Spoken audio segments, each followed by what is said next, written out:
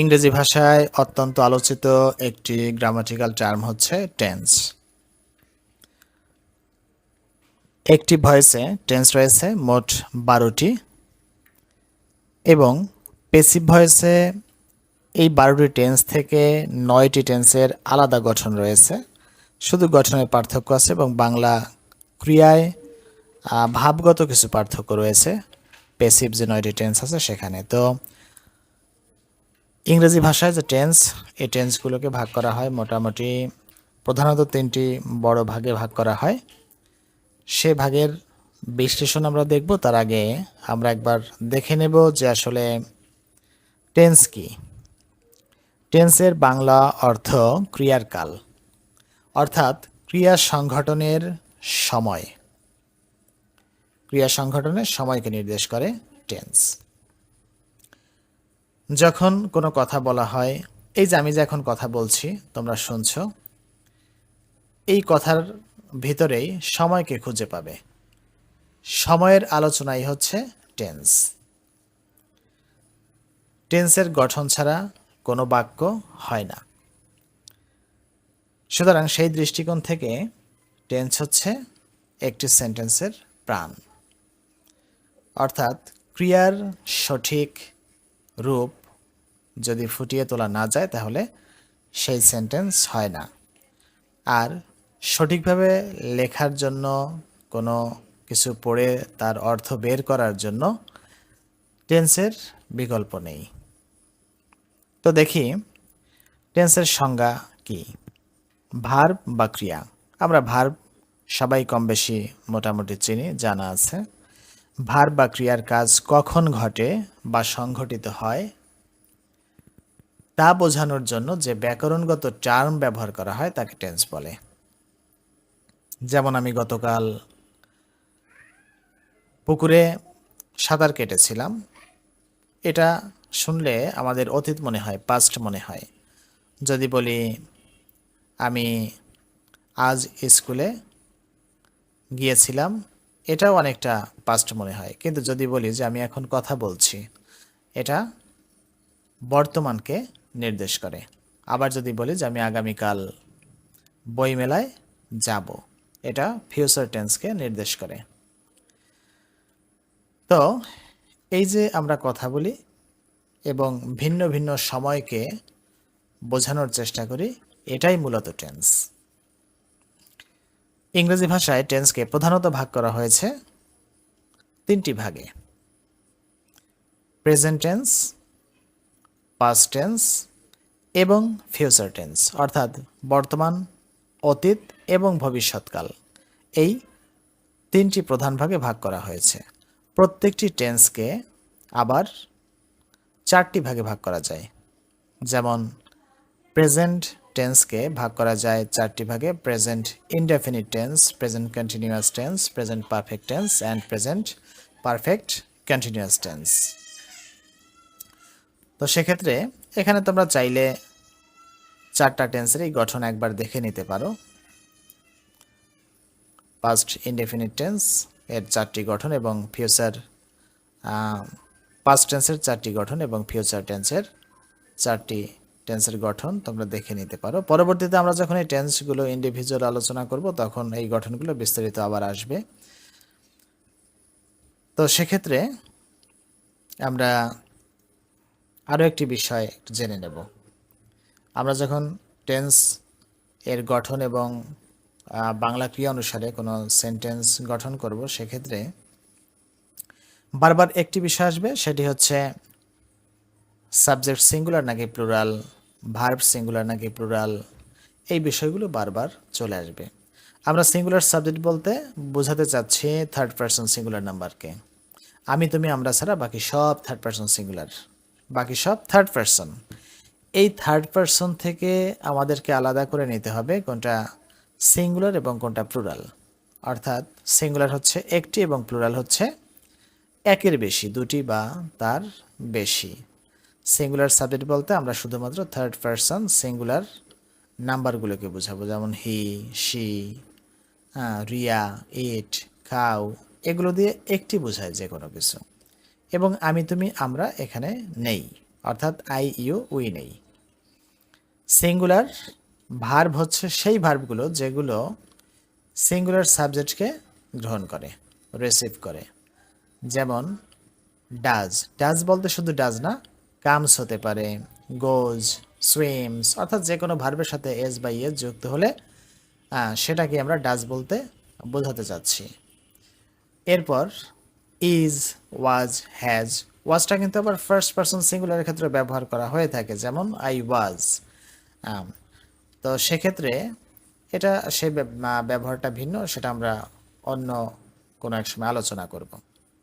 তো singular verb হচ্ছে যে সিঙ্গুলার সাবজেক্টের সাথে যে ভার্বগুলো ব্যবহৃত হয় সেগুলো হচ্ছে সিঙ্গুলার ভার্ব হিসেবে আমরা এখানে বোঝাতে চাচ্ছি। Plural subject third person singular, third person plural. Plural subject বলতে আমরা থার্ড পারসন প্লুরালগুলোকেই বোঝাতে চাচ্ছি।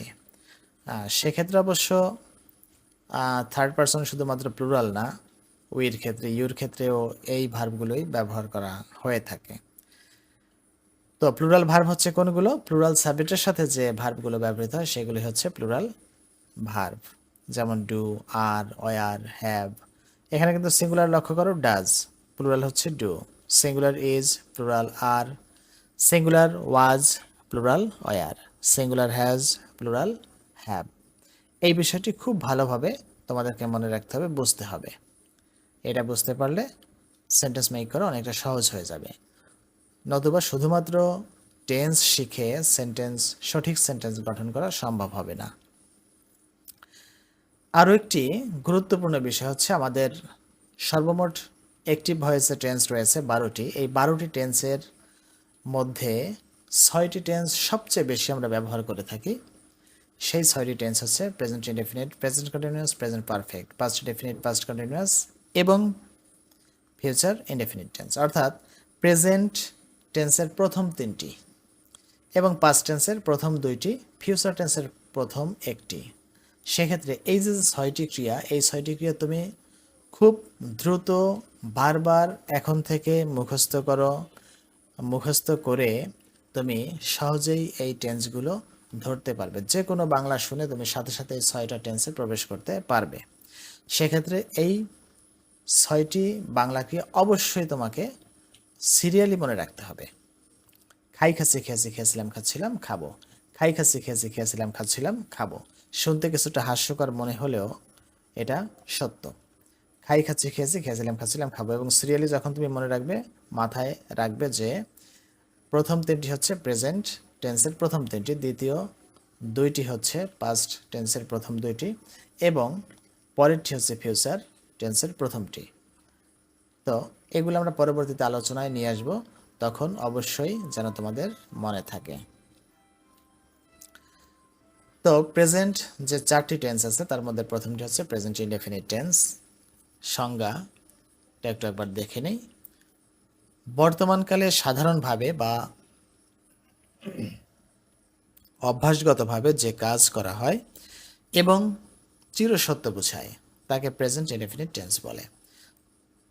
বর্তমানকালে আমরা সাধারণভাবে যে কাজগুলো করে থাকি, যেমন আমরা খাই, আমরা ঘুমাই, গোসল করি, বই পড়ি, স্কুলে যাই, এই যে এগুলো, এটা সাধারণভাবে আমরা প্রতিদিন করে থাকি এবং অভ্যাসগতভাবেও কিন্তু আমাদের করা হয়। সকালে উঠে ব্রাশ করি, হ্যাঁ, তারপর হাত মুখ ধুই, এগুলো কিন্তু অভ্যাসে আমাদের পরিণত হয়ে গেছে।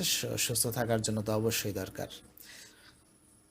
তো এগুলোই হচ্ছে এরকম যদি বোঝায় তাহলে আমরা সেটাকে প্রেজেন্ট ইনডেফিনিট টেন্স হিসেবে চিহ্নিত করব। চেনার পদ্ধতি কেমন?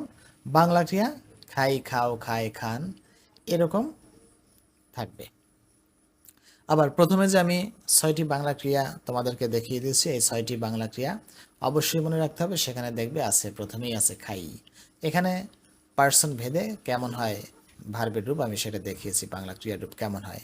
যেমন আই, আমি খাই, ফার্স্ট পার্সনে আমি খাই, আমরা খাই, সেকেন্ড পার্সনে তুমি খাও, তোমরা খাও, থার্ড পার্সন সে খায়, তারা খায়, তিনি খান, এরকম। তাহলে প্রথম সেন্টেন্সটা লক্ষ্য করো, ঢাকা শহরের লোকেরা শ্বাস প্রশ্বাসজনিত রোগে ভোগে। ভোগে, খাই, খাচ্ছি, খেয়েছি, খেয়েছিলাম, খাচ্ছিলাম, খাবো, সেখানে ভোগের শব্দটি মিলে যায় খাইয়ের সাথে, সুতরাং এটা প্রেজেন্ট ইনডেফিনিট টেন্স। আমরা একটি বাংলা বাক্য দেখার সাথে সাথে ওই বাক্যের একেবারে শেষের একটি বা দুটি শব্দের মধ্যে ক্রিয়া পেয়ে যাব, বাংলা ক্রিয়া পেয়ে যাব। সেই ক্রিয়াকে ধরে আমরা চিনতে পারবো যেটা প্রেজেন্ট ইনডেফিনিট টেন্স কিনা। যদি দেখি যে প্রেজেন্ট ইনডেফিনিট টেন্স, সেক্ষেত্রে আমরা সাবজেক্ট লেখার পরে ভার্ব এবং অন্যান্য অংশ বসিয়ে আমরা সেন্টেন্স মেক করব। একটি টেন্স চেনার জন্য, টেন্স মেক করার জন্য, সেন্টেন্স মেক করার জন্য টেন্স অনুসারে সাবজেক্ট এবং ভার্বই যথেষ্ট। পরে আরও কিছু এটা স্ট্রাকচারে না আনলেও চলে, সাবজেক্ট ভার্বের মাধ্যমেই সেটাকে চেনা যায়, লেখাও যায়। তো সেক্ষেত্রে গঠনটা আমি এখানে দেইনি, কারণ গঠনটা প্রথমে আছে, তোমরা চাইলে ভিডিওটা একটু পেছনে গিয়ে দেখে নিতে পারো। তাহলে ঢাকা শহরের লোকেরা, এটা অবশ্যই plural, people of Dhaka city, Dhaka শহরের লোকেরা, people plural, suffer from respiratory diseases, respiratory disease অর্থ হচ্ছে শ্বাস প্রশ্বাসজনিত রোগ, শ্বাস প্রশ্বাসজনিত রোগে ভোগে। আমি ফুটবল খেলি না, সেন্টেন্সটা নেগেটিভ। যখন প্রেজেন্ট ইনডিফিনিট টেন্সে নেগেটিভ হয় তখন আমরা ডু নট অথবা ডোন্ট ব্যবহার করে থাকি, ডু নট অথবা ডোন্ট ব্যবহার করে থাকি। তাহলে আমি ফুটবল খেলি না, I do not play football, আমি ফুটবল খেলি না। আমি কি ফুটবল খেলি? যখন প্রশ্ন করব তখন কি হবে? প্রশ্নের ক্ষেত্রে আমরা সাবজেক্টের বাম পাশে ডু অথবা ডোন্ট নিয়ে আসবো। যদি প্রশ্নটি অ্যাফার্মেটিভ হয় তাহলে ডু, প্রশ্নটি নেগেটিভ হলে আমরা নিয়ে আসবো ডোন্ট। আমি কি ফুটবল খেলি? Do I play football? আমি কি ফুটবল খেলি না? এটা কিন্তু নেগেটিভ প্রশ্ন হয়ে গেছে, তাহলে ডোন্ট আই প্লে ফুটবল। এখানে আমরা নিয়ে আসলাম কি ডোন্ট। ভার্ব কিন্তু প্লেই রয়ে গেছে। সাধারণত আমরা সকালে হাঁটি, হাঁটি একটা বাংলা বাক্যের শেষের দিকে আমরা যখন তাকাই দেখি হাঁটি। খাই, খাচ্ছি, খেয়েছি, খেয়েছিলাম, খাচ্ছিলাম, খাবো, শুধুমাত্র খাইয়ের সাথে মিলবে, আর একটি ভার্বের সাথেও এই হাঁটি শব্দটিকে মেলাতে পারবে না। Usually we walk in the morning, সাধারণত আমরা, প্লুরাল, ফার্স্ট পারসন প্লুরাল, তাহলে এক্ষেত্রে ভার্বের সাথে কিছু যুক্ত করতে হয় না। সে ফুটবল খেলে, হি প্লেস ফুটবল। এখানে সে নীলকালি চিহ্নিত যে লেখাটি, এটি হচ্ছে প্রেজেন্ট ইনডেফিনিট টেন্সে subject third person singular number. এটা একটা রুলও, subject third person singular number হলে ভার্বের সাথে এস বাই এস যুক্ত করতে হয়। এটা কোন টেন্সে? শুধুমাত্র প্রেজেন্ট ইনডেফিনিট টেন্সে এই নিয়মটা প্রযোজ্য। তাহলে সে ফুটবল খেলে, he plays football. Say football খেলে না। যখন ওই থার্ড পারসন সিঙ্গুলার নাম্বার থাকবে এবং ওই সেন্টেন্সটিকে নেগেটিভ করতে হবে, সেক্ষেত্রে ডাজ নট ব্যবহার করতে হবে। এবং প্রশ্ন করার ক্ষেত্রেও আমরা ডাজই ব্যবহার করব। He does not play football, say football খেলে না।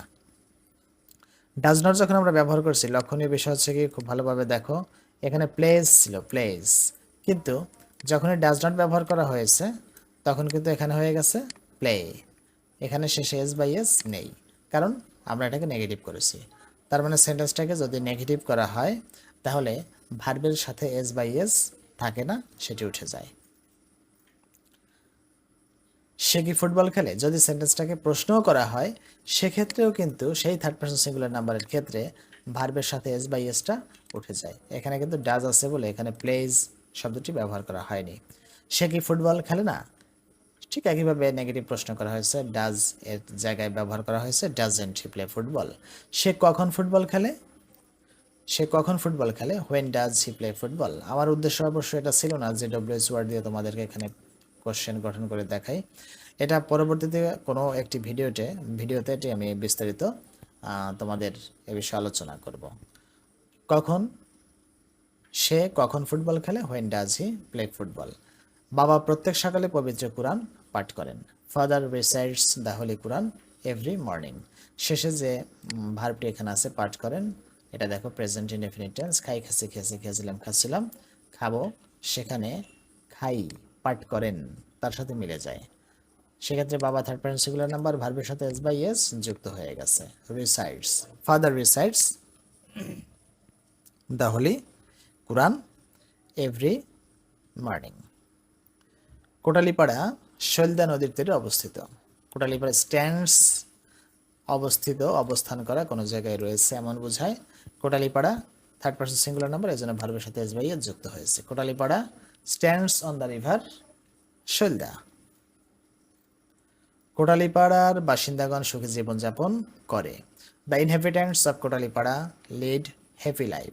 যাপন করা হচ্ছে লিড, লিড অর্থ যাপন করা। সুখী জীবন যাপন করা, সুখী জীবন হ্যাপি লাইফস, যাপন করা হচ্ছে লিড। তার মানে কোটালীপাড়ার বাসিন্দাগণ সুখী জীবন যাপন করে। The inhabitants of Kotalipara lead happy lives. এটা প্লুরাল বলে ভার্বের সাথে এস বাই এস কিছুই যুক্ত হয়নি। জনি প্রায়ই মাথা ব্যথায় ভোগে। প্রায়ই হচ্ছে often. Johnny often suffers from headache, মাথা ব্যথায় ভোগে। Johnny third person singular number, ভার্বের সাথে এস বাই এস যুক্ত হয়েছে। প্রিয় শিক্ষার্থীরা, তাহলে এই ভিডিওটি এ পর্যন্তই। আমার ধারাবাহিক টেন্সের আলোচনা চলতে থাকবে, তোমরা পরবর্তী ভিডিওগুলো দেখে নেবে। এবং এখানে আমি এই ভিডিওর ভিতরে অ্যাফার্মেটিভ সেন্টেন্স অর্থাৎ অ্যাসার্টিভ সেন্টেন্স, সেটা অ্যাফার্মেটিভ অবস্থায় কেমন হয় প্রেজেন্ট ইনডেফিনিট টেন্সে, নেগেটিভ অবস্থায় কেমন হয় এবং ইন্টারগেটিভ অবস্থায় অর্থাৎ প্রশ্ন যখন করা হয় তখন কেমন হয়, এই বিষয়গুলো আমি আলোচনা করার চেষ্টা করেছি। তো এই পর্যন্ত সাথে থাকার জন্য সকলকে ধন্যবাদ। ভালো থাকো।